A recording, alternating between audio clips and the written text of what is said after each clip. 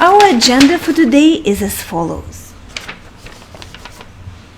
We'll first talk about the big picture thinking as a powerful and necessary skill used by top managers and leaders. I'll also briefly introduce myself.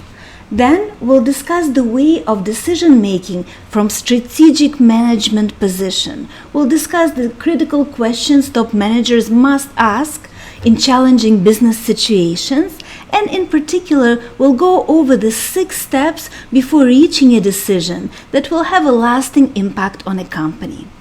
At the end, we'll talk about the next steps for you to rise to the next level if you'd like to pursue your education further in this area and advance your strategic decision-making skills. Before we begin, I'd like to introduce myself briefly. I'm a professor of strategic management, e-commerce, and social media. I teach at executive centers, MBA programs, and universities. I also have a corporate background, spent about a decade in telecommunications in different management roles, and have owned several entrepreneurial projects. So I'm a business owner too. So I myself made that leap from being a good employee, a mid-manager, to a business owner and a strategic management teacher. 8 years ago, I had to transform my thinking and train myself to think from the big picture perspective and establish priorities as a leader of a company. When I started teaching, because I am a business practitioner, it was my priority to deliver to my students, to my seminar participants, practical, relevant, applied knowledge that will serve them outside the school as well, not only in the classroom. So this is a brief story of how I became a proponent and a practitioner of hands-on, experiential, situational learning for managers.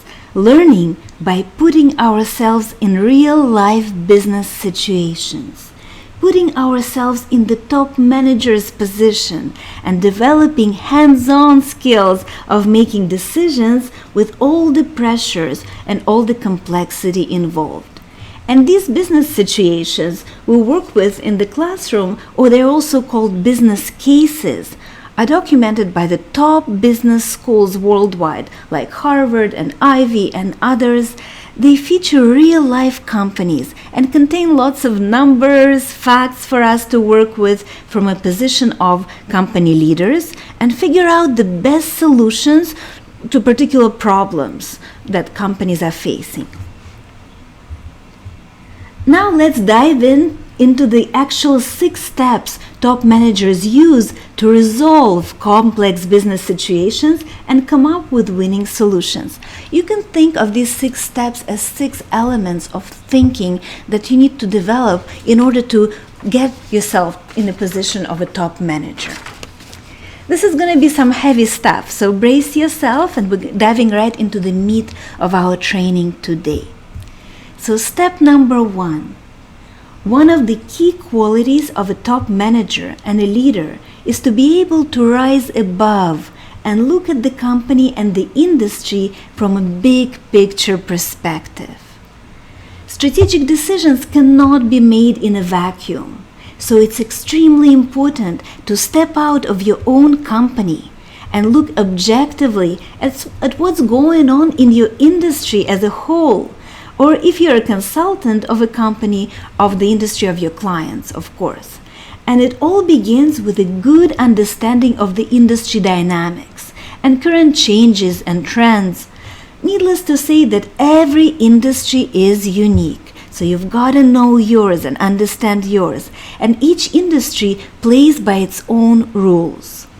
Airline industry is a completely different environment from soft drinks manufacturing industry. It's different from toy manufacturing industry, different from a petrol industry, and so on. So in-depth understanding of the industry as a whole is extremely important to be able to make sound strategic decisions that will lead your company toward long-term success.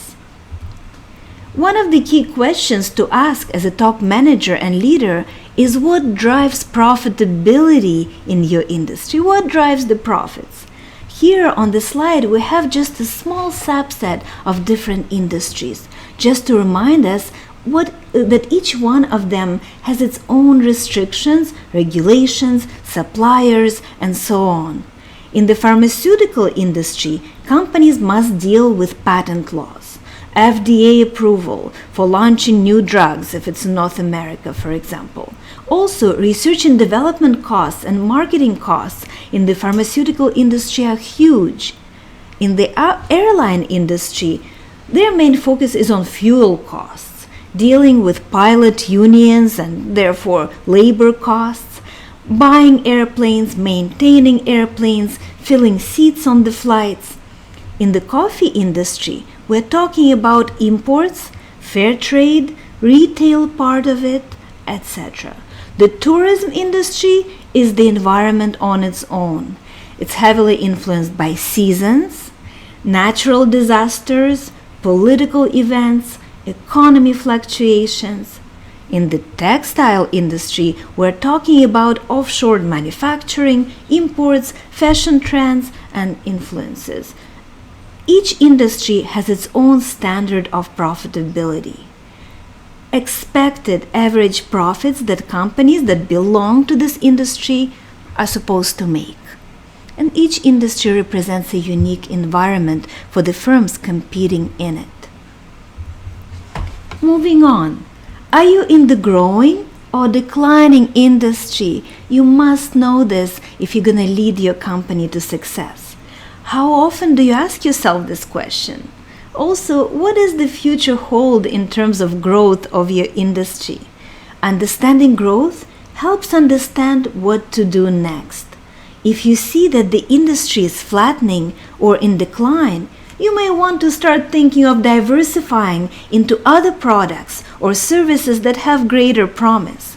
A good example is the tobacco industry, which is now in decline. So tobacco companies have no choice, if they want to ensure a successful future, to think what other industries they can diversify themselves into. A lot of times they look into the alcohol industry because it's kind of related to tobacco, and it is growing. These questions may seem like a given, but if your company enjoyed success for a while, it's very easy to miss the change in the air. We all know what happened to Kodak. They were so complacent in maintaining leadership in traditional film manufacturing that they were late to the party and missed a new trend with digital photography, which ultimately brought them to their end. So it's really easy for companies to fall into the trap of their past success. And when we make strategic decisions, looking at what the growth is like in the industry and what impacts it at this given moment is key. If you're a retailer, for example, the fact that more and more consumers are shopping online is something you must adjust to, or you are going to miss the boat.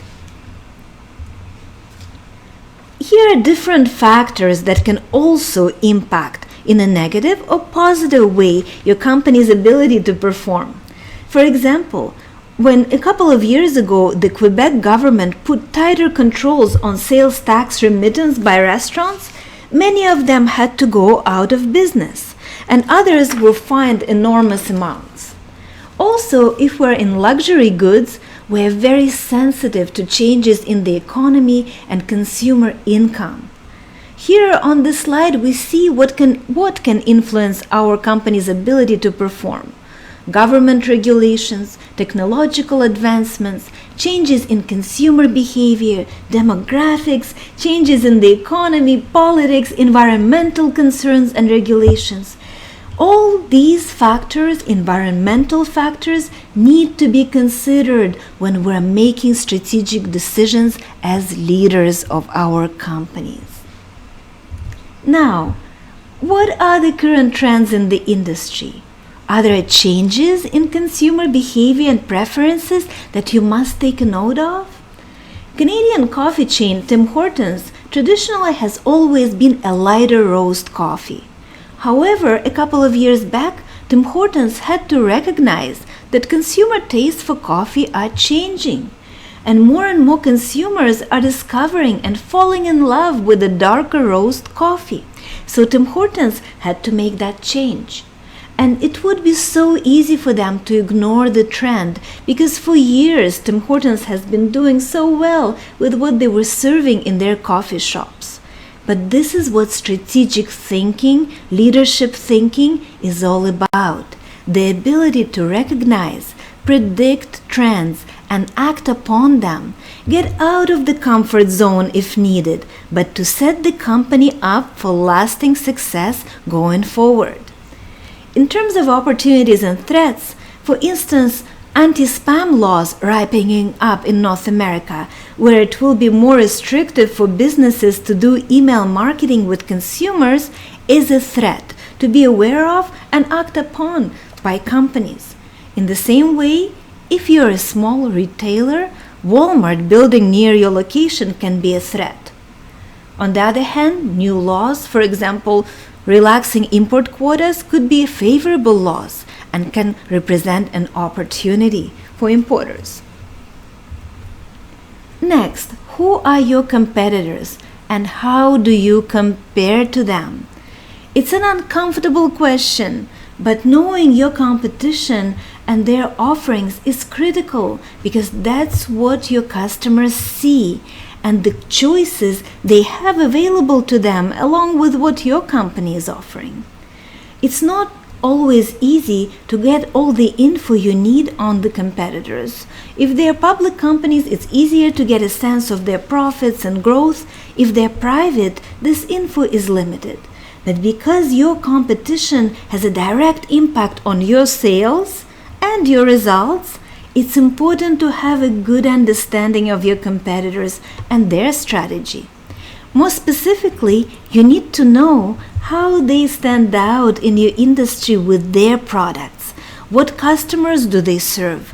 How do they compare to you?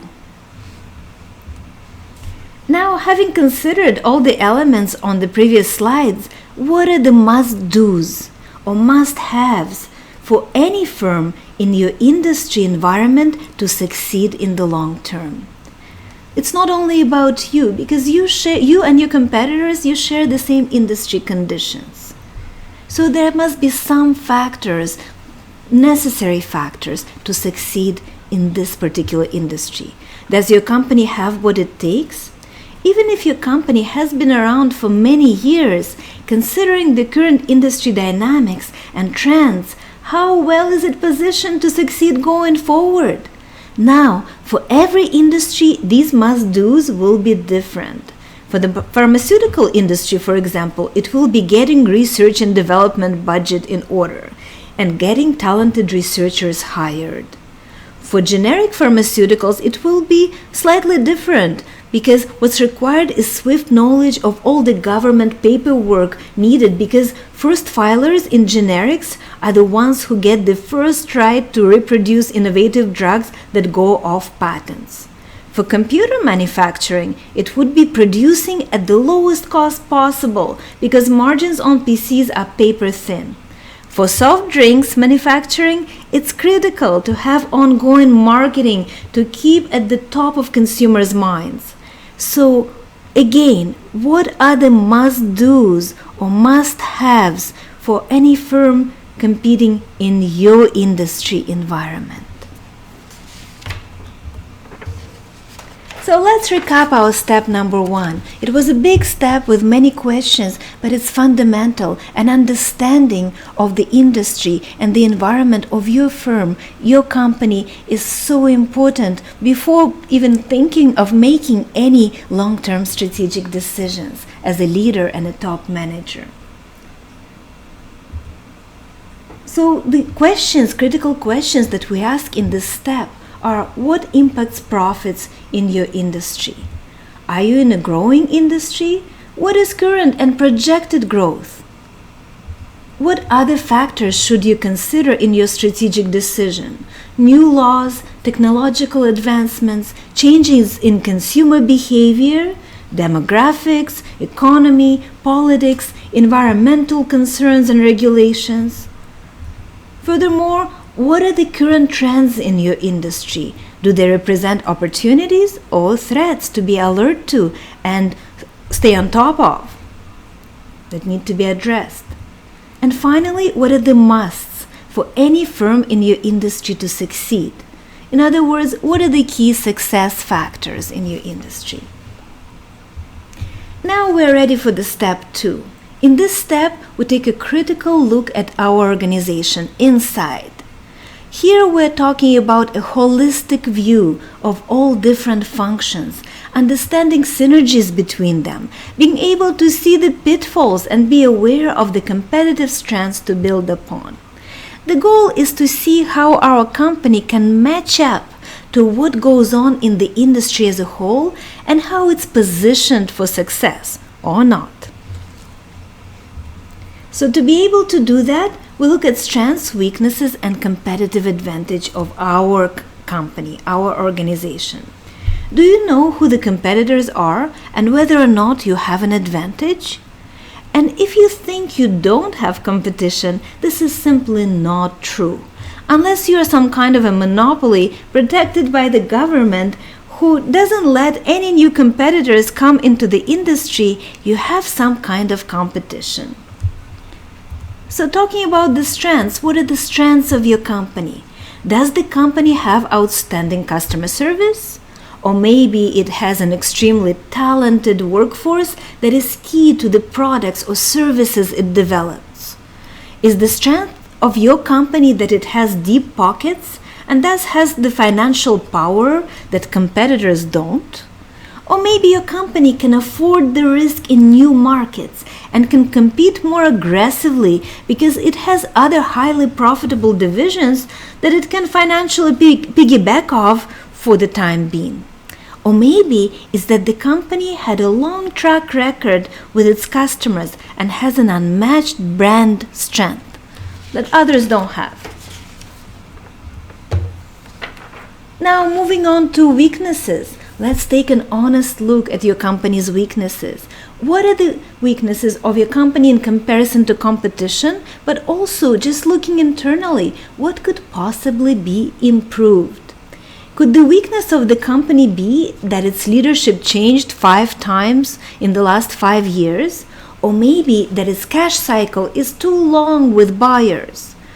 Or that it's new and its brand awareness is low and that's why sales are low?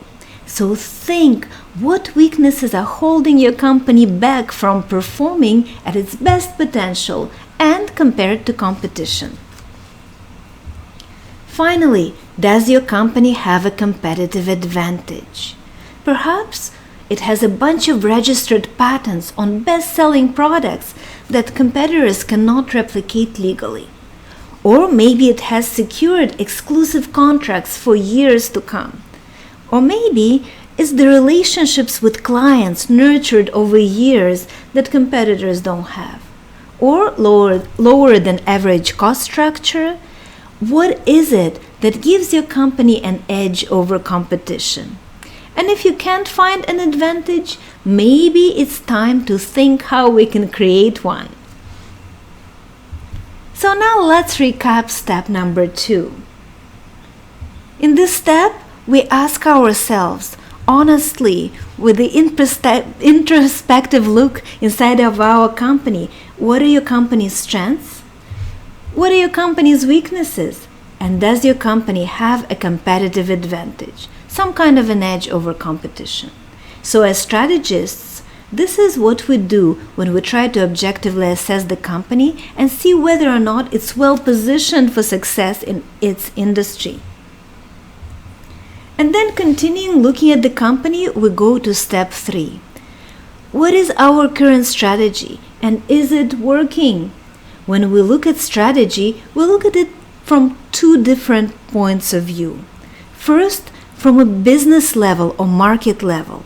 For example, if we're in entertainment business like Cirque du Soleil, we're looking how we stack up against competition and how our shows are selling, how many we've canceled, and what we can do to adjust our strategy. And 2, we look at strategy at a corporate level. At a corporate level, it means that many companies are present not only in one industry, but in several industries at the same time. So at a corporate level, is the company diversified enough into different industries or other divisions where it's underperforming.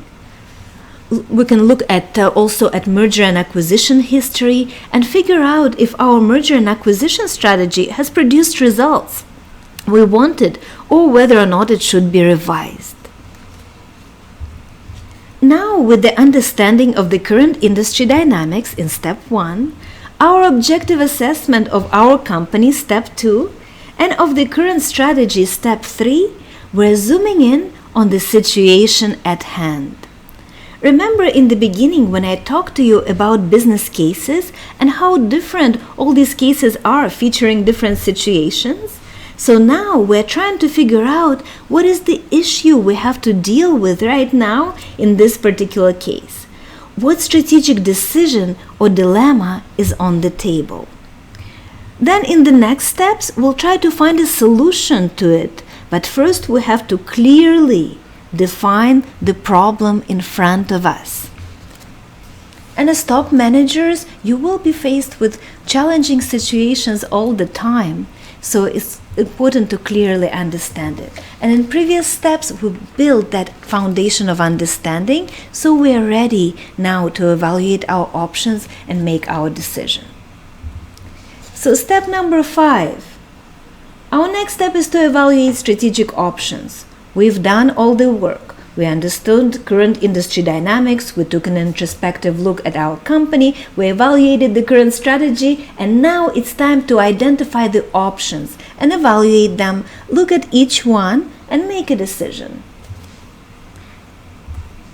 Once we've made a decision, we commit to it. And now there's also a convincing part to it where we first have to convince ourselves with facts and numbers that this is the way we want to go. And then sell the solution to our team internally or externally, if we're a consultant, for example. But it's very important for us to get a buy-in on our decision so the decision is embraced at all levels of the organization, because after that comes the execution part, and we want to make sure that everybody is cooperating, everybody understands the direction, so that the execution can bring the results that we envision. So here are the 6-step process of how we approach business situations from top management perspective, from leadership perspective, with all the elements necessary to arrive at the best decision. First, assess current situation in your industry. Second, critically evaluate your internal organization and capabilities. Third, evaluate your current strategy. Keep the course or change. What decision is on the table? 5. Evaluate options. And 6. Decide and defend your choice. So when we work with business cases from different companies, different industries, as I mentioned in the beginning, we follow this approach to arrive at the best solution, no matter how complex the situation is.